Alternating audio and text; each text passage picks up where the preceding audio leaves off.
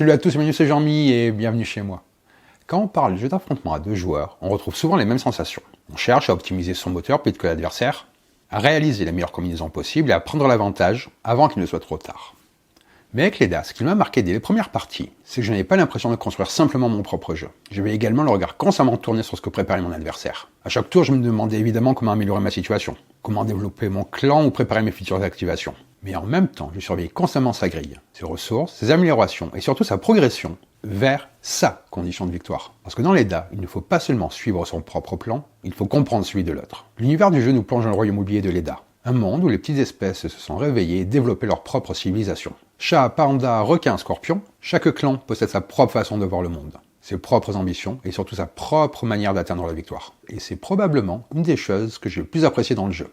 On retrouve un système commun aux deux joueurs, avec sa grille d'action qui va évoluer au fil de la partie, mais chaque clan donne vraiment l'impression de se jouer différemment. Pendant mes parties, je n'abordais pas les parties de la même façon, selon le clan avec lequel je jouais. Avec le requin, j'avais souvent envie de mettre la pression rapidement, et de profiter de la dimension militaire du jeu. Avec les pandas, je cherchais plutôt à préparer mes futurs éveils, et à construire progressivement quelque chose de beaucoup plus puissant. Les chats demandent plus de planification, et une bonne gestion de la rotation des cartes. Alors que les scorpions proposent une approche plus patiente, plus calculatrice, où chaque désert, chaque portail finissait par prendre de l'importance. Mais au-delà de la symétrie, l'anticipation revient constamment autour de la table. On réfléchit à ce qui va se passer maintenant. On réfléchit à ce qui pourrait se passer au prochain tour. Et très souvent, on réfléchit déjà aux activations qui arriveront dans les prochains tours. J'ai trouvé que le jeu récompensait énormément l'observation et la capacité à anticiper ce que l'adversaire construit. On est dans un duel où la confrontation existe en permanence, même lorsqu'aucune attaque directe n'est en train d'être résolue. Les Dames est un jeu de Yoel Sayada, Patrick et Renaud Libralesso, illustré par David Sidbon et édité par Sorry French. Il se joue exclusivement à deux joueurs à partir de 14 ans pour des parties d'environ 30 minutes. Et maintenant que nous avons posé les bases de cet affrontement entre clans animaux, voyons ensemble comment fonctionne une partie. Allez, on va voir comment ça se passe autour de la table. Avant de commencer, nous allons d'abord regarder comment se met une partie en place. Nous verrons ensuite comment fonctionne le déroulement d'un tour, les différentes phases de jeu, les mécaniques propres à chaque clan et les points importants à connaître pour bien comprendre les interactions entre les cartes et les tuiles. Et puis une fois les règles expliquées, nous prendrons également le temps de revenir sur les particularités des différentes factions afin de mieux comprendre ce qui les distingue autour de la table. Et comme d'habitude, je terminerai cette vidéo par mon avis complet, en parlant du rythme, des sensations, de ce que j'ai apprécié au fil de mes parties et le type de joueur avec lequel cette expérience fonctionne le mieux selon moi. Installez-vous confortablement et voyons ensemble comment fonctionne une partie de l'Eda. L'Eda est un jeu de cartes asymétrique pour deux joueurs, dans lequel chaque participant prend le contrôle d'un clan animal doté de ses propres règles, capacités et conditions de victoire. Dans le royaume de l'Eda, les petites espèces se sont éveillées. Chats, pandas, requins, scorpions et bien d'autres ont développé leur propre civilisation, leur langage ainsi que leur ambition. À travers une étrange évolution, ces clans tentent désormais de façonner leur avenir. Dans cet univers où l'équilibre reste fragile, la force seule ne suffit pas. La ruse, l'adaptation, la mémoire et le lien avec la nature jouent un rôle tout aussi important. Concrètement, votre rôle sera de développer votre clan au sein d'une grille d'action personnelle. Pour cela, vous jouerez des cartes de clan qui vous permettront d'améliorer progressivement votre moteur de jeu. À chaque tour, une tuile action désignera une partie précise de votre grille à activer, qu'il s'agisse d'une ligne, d'une colonne, d'un carré ou d'une autre zone spécifique. Vous devrez également gérer votre nourriture qui constitue la ressource principale du jeu. Pour remporter la partie, vous pourrez soit progresser vers la victoire militaire, soit accomplir la condition de victoire unique de votre clan. Parlons du matériel. Chaque joueur dispose de 7 tuiles personnelles, soit 32 tuiles recto-verso. Vous trouverez également dans la boîte 5 tuiles action, 18 jetons victoire militaire, 20 pions nourriture, ainsi que 9 pions requins. Les clans inclus dans cette boîte sont les chats, avec 14 cartes, dont une carte condition de victoire, les pandas avec 12 cartes, dont une condition de victoire, les requins 12 et une carte condition, et les scorpions également 12, dont une carte condition de victoire également. Le jeu comprend également 2 aides de jeu, recto-verso, une pour chaque joueur, ainsi qu'un livret de règles bien entendu. Pour préparer la partie, chaque joueur récupère d'abord son ensemble de 16 tuiles, portant le même symbole. Ces tuiles sont placées devant lui sur leur face recto, afin de former une grille de 4 par 4. Mélangez les 5 tuiles action, face cachée, puis placez-les en pile entre les deux joueurs. Faites la même chose avec les 18 jetons militaires, en les mélangeant face cachée avant de les placer près de la zone de jeu. Placez également les pions nourriture à proximité de la table afin qu'ils soient accessibles pendant la partie. Le premier joueur est le joueur qui imite le mieux le cri d'un animal. Chaque joueur reçoit ensuite une aide de jeu.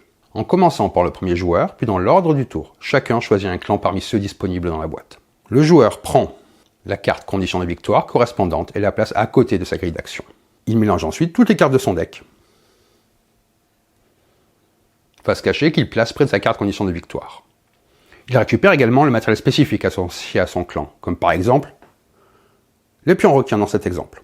Chaque joueur reçoit ensuite les ressources de départ de son clan, ainsi que 3 cartes de son deck et une nourriture pour chacun des 4 clans présents dans cette boîte. Après avoir regardé sa main de départ, un joueur qui n'est pas satisfait de ses cartes peut effectuer une seule fois un mulligan. Il mélange alors toutes les cartes de sa main dans son deck, puis pioche à nouveau le même nombre de cartes. Pour votre première partie, il est conseillé d'utiliser les requins et les pandas.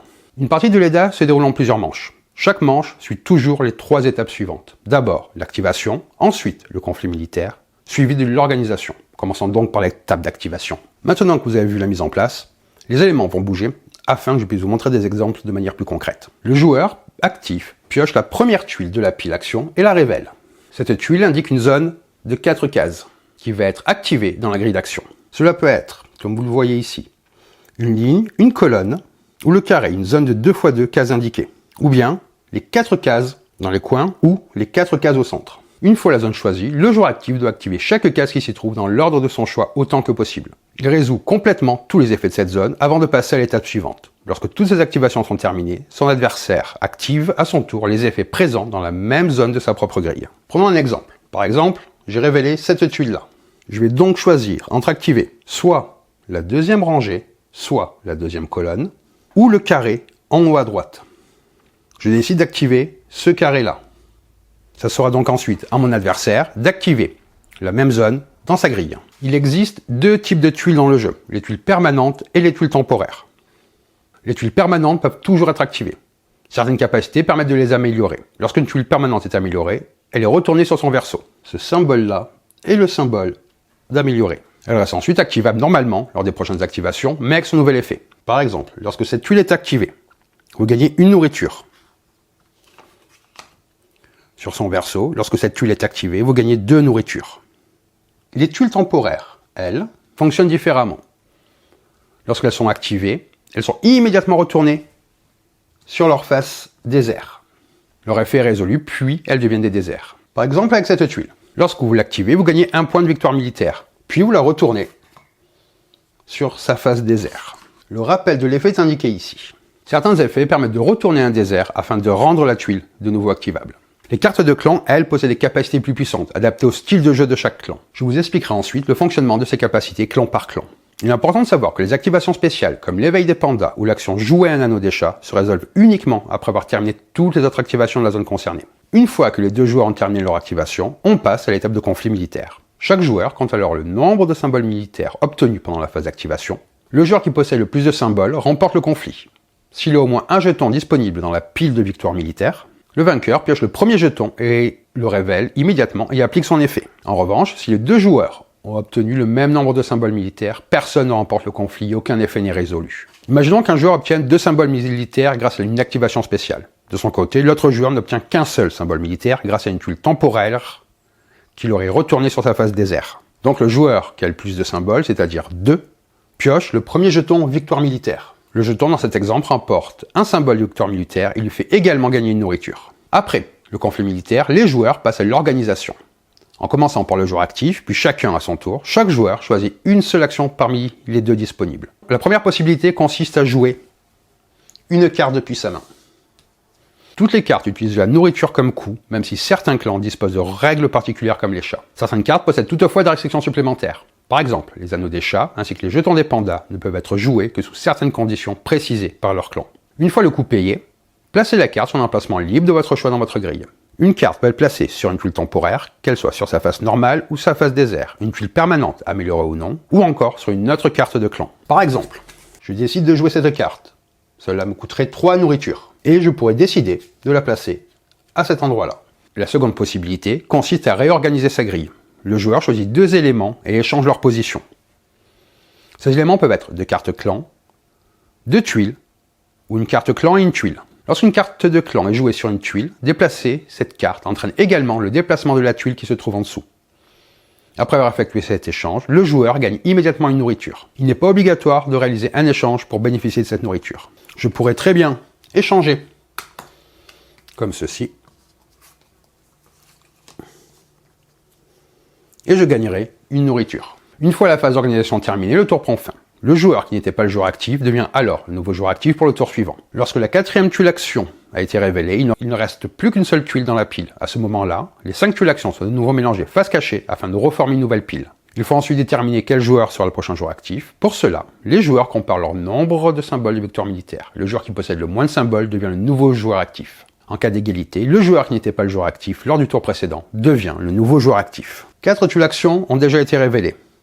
Elles sont donc remélangées face cachée avec la dernière tuile qui se trouvait encore dans la pile afin de constituer une nouvelle pile de 5 tuiles actions. Les joueurs comparent ensuite leurs symboles de victoire militaire. Un joueur en possède 3, l'autre en possède 2. C'est le joueur qui en possède le moins qui révélera la prochaine tuile. La partie prend fin immédiatement dès qu'un joueur remplit l'une des conditions de victoire du jeu. Il peut s'agir de sa condition de victoire de clan ou d'une victoire militaire. Dès qu'une de ces conditions est atteinte, ce joueur remporte immédiatement la partie. On va maintenant passer aux différents clans. Ici nous avons les scorpions. Les scorpions sont un clan subtil et indirect qui récompense l'anticipation, la gestion du tempo et la capacité à lire le jeu adverse. Leur mécanique principale repose sur les déserts. Plus vous disposez de déserts dans votre grille, plus certaines de vos cartes deviennent puissantes. Les scorpions disposent également de portails, des cartes particulières qui coûtent cher à jouer, mais dont le coût diminue progressivement au cours de la partie. Ces portails peuvent être placés sur n'importe quel emplacement valide de votre grille. Cependant, pour remporter la partie grâce à la condition de victoire de clan, vous devez les positionner avec précision. Le style de jeu des scorpions consiste souvent à ralentir la partie, contrôler le rythme des actions et préparer progressivement une position gagnante. Ils possèdent aussi une particularité militaire importante, ils n'ont besoin que de 6 symboles de victoire militaire pour remporter une victoire militaire. Pour gagner grâce à votre condition de victoire de clan, vous devez placer vos 4 portails dans les 4 coins de votre grille d'action. Sinon, pour la victoire militaire, vous devez seulement avoir 6 symboles. Les scorpions ne possèdent pas de mots-clés attitrés.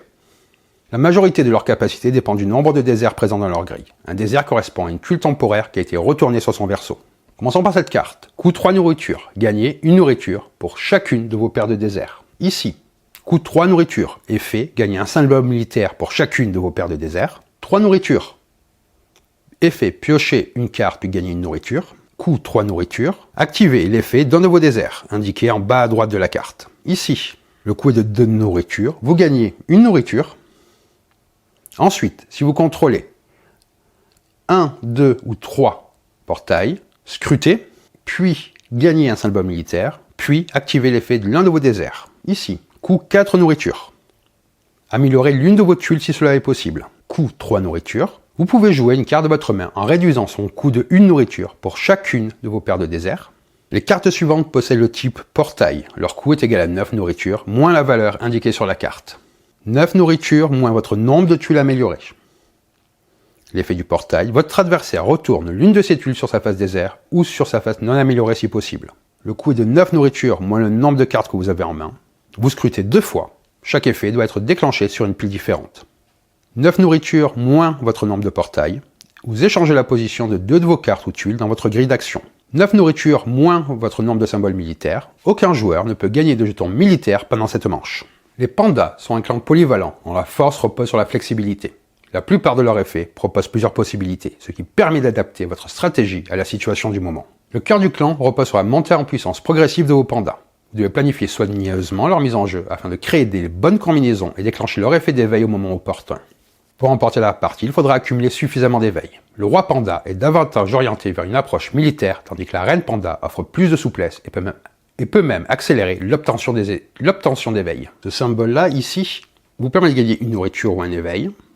Pour les conditions de victoire, vous devez avoir le roi et la reine en jeu, ou avoir 7 symboles.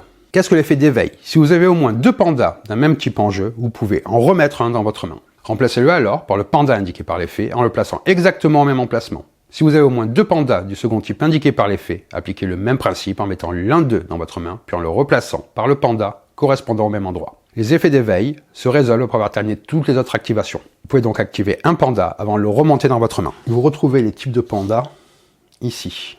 Par exemple, vous voyez, pour ces deux-là. Commençons par celui-ci. Coût 5 nourritures. Piochez une carte et déclenchez votre activation spéciale. Coût 5 nourritures. Améliorez une tuile. Coût 5 nourritures. Gagnez une nourriture ou gagnez un symbole militaire. Coût 5 nourritures. Gagnez une nourriture. Vous pouvez ensuite jouer une carte panda de votre main en réduisant son coût en nourriture de 1.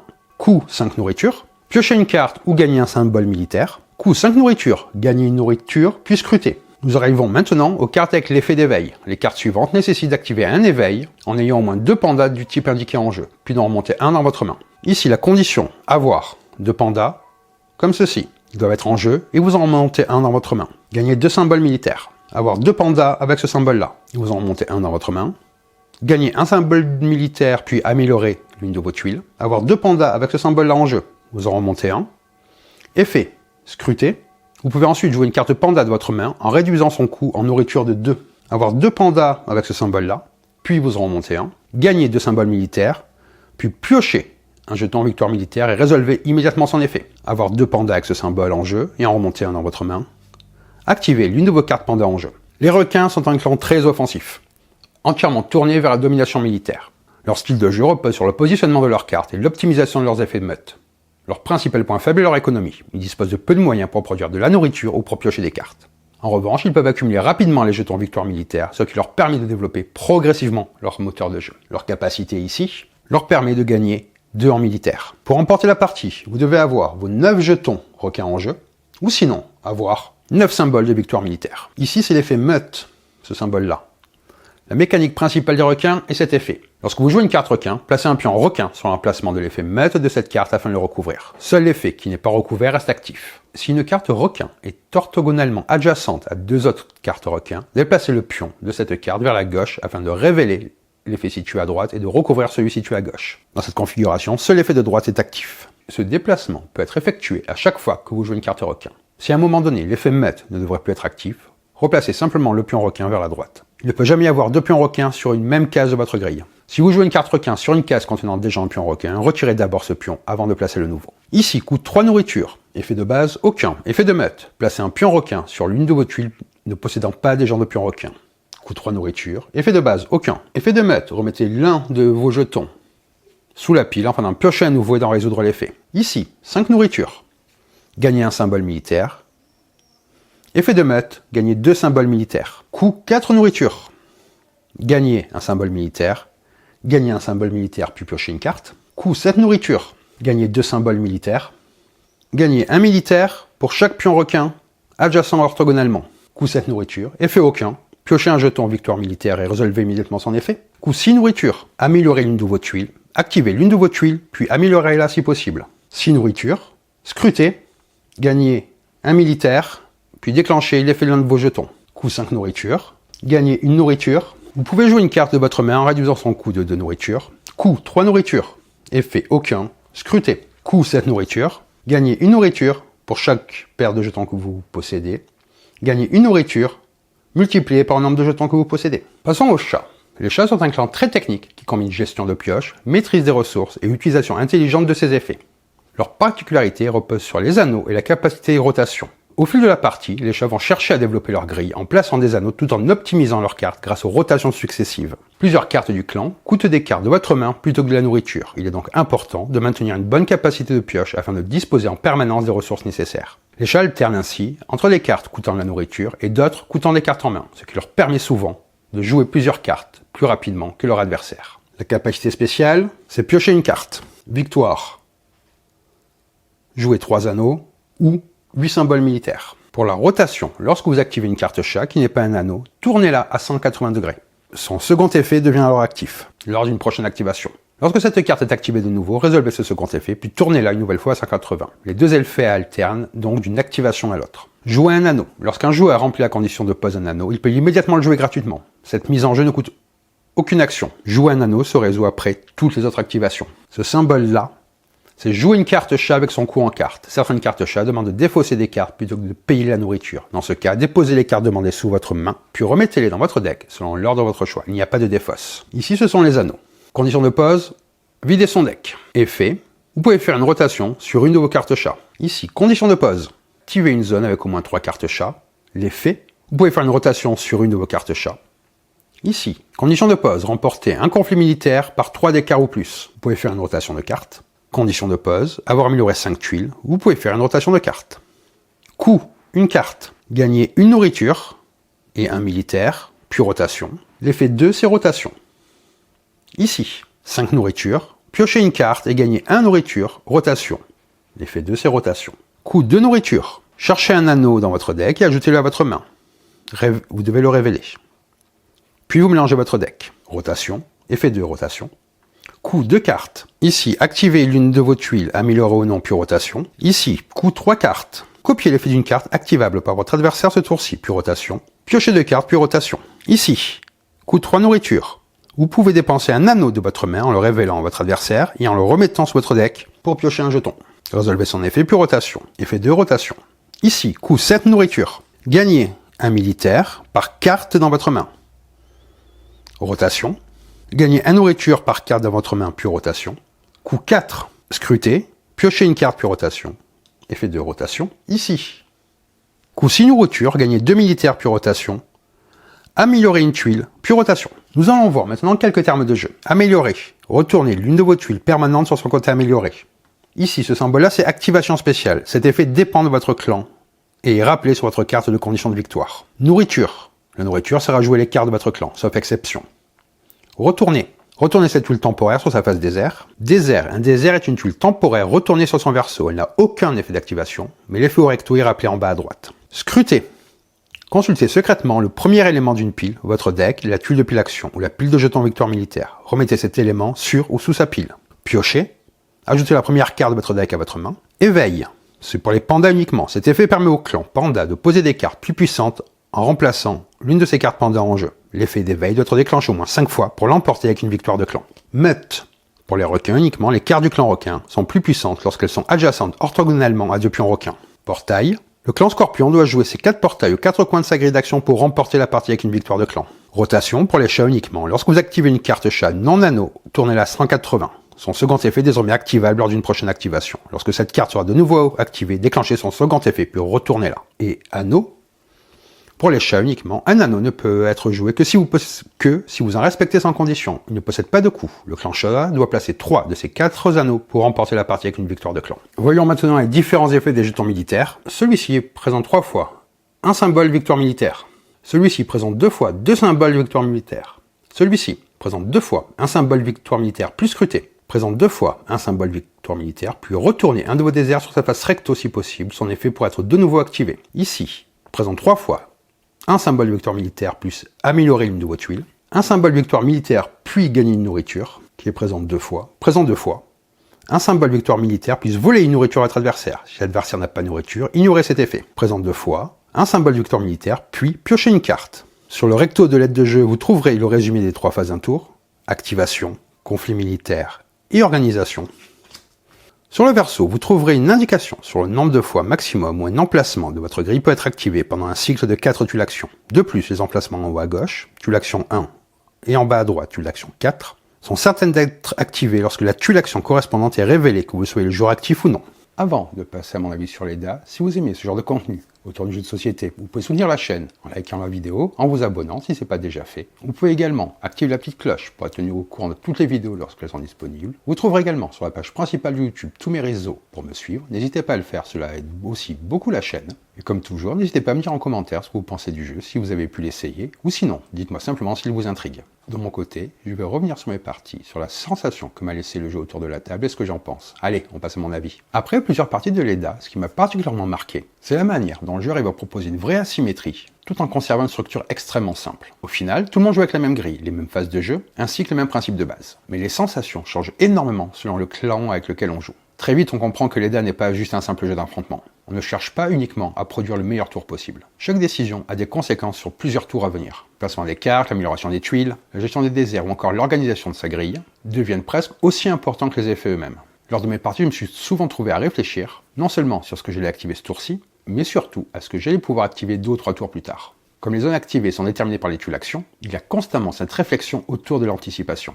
On essaie de préparer les futures activations tout en tirant le meilleur de la situation actuelle. C'est d'ailleurs ce qui donne au jeu une bonne partie de sa profondeur. Les règles sont relativement accessibles, mais les conséquences de chaque placement deviennent rapidement intéressantes. Plus les parties avancent, plus on observe la grille. On ne regarde plus seulement les effets des cartes, on regarde aussi où elles se trouvent, quelles zones elles pourront activer et comment elles vont interagir avec le reste de notre moteur. J'ai également beaucoup apprécié la tension créée par les 2 conditions de victoire qui existent en même temps. D'un côté, chaque clan poursuit son propre objectif. De l'autre, la victoire militaire reste toujours présente en arrière-plan. Cela crée donc une pression constante. Même lorsqu'on avance bien sur sa victoire personnelle, il est difficile d'ignorer complètement la victoire militaire. À plusieurs reprises, je me suis trouvé à devoir modifier mes priorités parce que mon adversaire prenait trop d'avance sur cet aspect du jeu. Cette double lecture de la partie fonctionne particulièrement bien. On poursuit son propre plan tout en gardant constamment l'œil sur l'adversaire. Cela crée une interaction permanente sans forcément passer par des effets violents et agressifs à chaque tour. Et justement, l'interaction est un des aspects qui m'a le plus plu du jeu. Même si chacun passe beaucoup de temps à développer sa propre grille, on observe ce que fait l'autre joueur. On surveille ses ressources, ses améliorations, sa progression vers la victoire militaire, sa progression vers sa condition de victoire et les zones qu'il cherche à renforcer.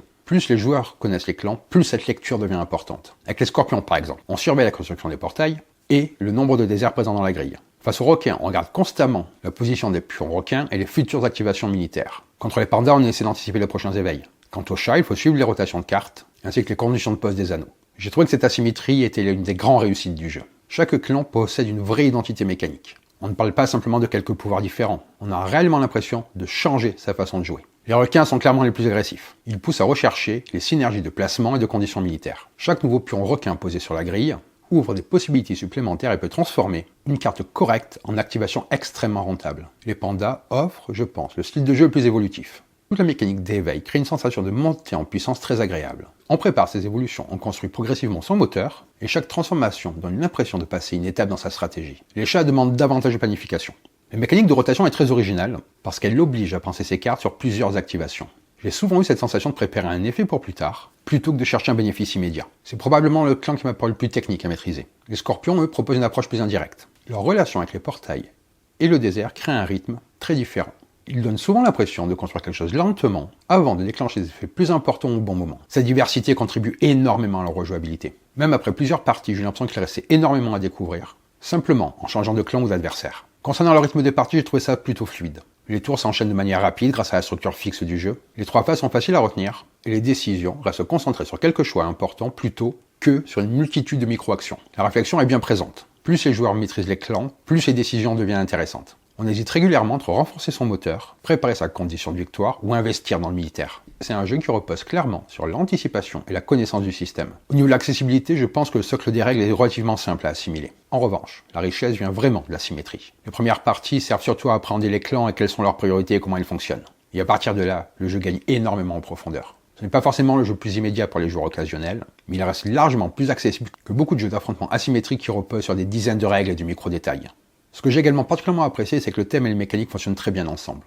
Chaque clan possède une personnalité identifiable. Les mécaniques ne donnent jamais l'impression d'être uniquement là pour créer de la symétrie. Elles participent réellement à l'identité du jeu. Au final, les dames a laissé l'impression d'un jeu intelligent, très orienté sur le positionnement, l'adaptation et la symétrie. J'ai aimé cette sensation permanente de construire quelque chose tout en essayant de lire les intentions de son adversaire. C'est un jeu qui récompense les joueurs qui aiment planifier, optimiser et découvrir progressivement les subtilités d'un système. Plus on enchaîne les parties, plus on commence à percevoir toutes les possibilités offertes par chaque clan et les nombreuses décisions cachées derrière une structure apparemment épurée. Pour ma part, c'est clairement la symétrie et la façon dont elles exploitent la même grille d'action qui m'a convaincu. C'est le genre de jeu qui donne envie de lancer une partie immédiatement, simplement pour essayer un nouveau clan et voir comment les sensations changent autour de la table. Donc voilà pour cette vidéo, j'espère que ça vous a plu. Et sur ce, je vais vous dire bonne partie et bon jeu.